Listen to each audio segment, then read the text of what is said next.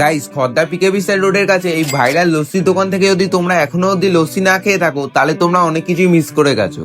আজকে আমি চলে গেছিলাম খদ্দা পিকে বিস্তার রোডের পাশে খুব জনপ্রিয় এই কাকার লস্যির দোকানে। আমি এখান থেকে নিয়ে নিলাম 300 ml এর লস্যির ভাঁড়, যার দাম পড়লো মাত্র 60 টাকা।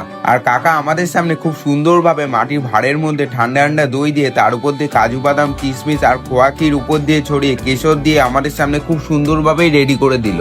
আর তোমরা বিশ্বাস করবে না, এই ঠান্ডা ঠান্ডা লস্যিটাকে আমার সত্যি এতটা ভালো লাগবে যে আমার পুরো মনটাই ভরে গেল লস্যিটা খেয়ে। আর একবার হলেও তোমরা এখান থেকে এই মাটির ভাঁড়ের লস্যিটা খেয়ে দেখো, তোমাদের লিটারলি খুব ভালো লাগবে খেতে। আর তাছাড়াও 60 টাকা মাটির ভাঁড়ের লস্যি ছাড়াও তোমরা এখানে পেয়ে যাবে 40 টাকায় 200 ml লস্যি, 50 টাকা 250 ml লস্যি আর 90 টাকায় 500 ml লস্যি। এই দোকানের লোকেশন হলো খদ্দা স্টেশন থেকে নেমে কিছুটা হেঁটে তোমরা পিকে বিস্তার রোডের ঠিক উল্টো দিকেই তোমরা দেখতে পারবে। তাহলে আমার এই ভিডিওটা থেকে তোমরা কারা কারা এই দোকানে লস্যি খেতে আসছো আমাকে কমেন্টে জানিও। আর এমন ভিডিও দেখতে চাইলে আমাকে ফলো করে রাখো।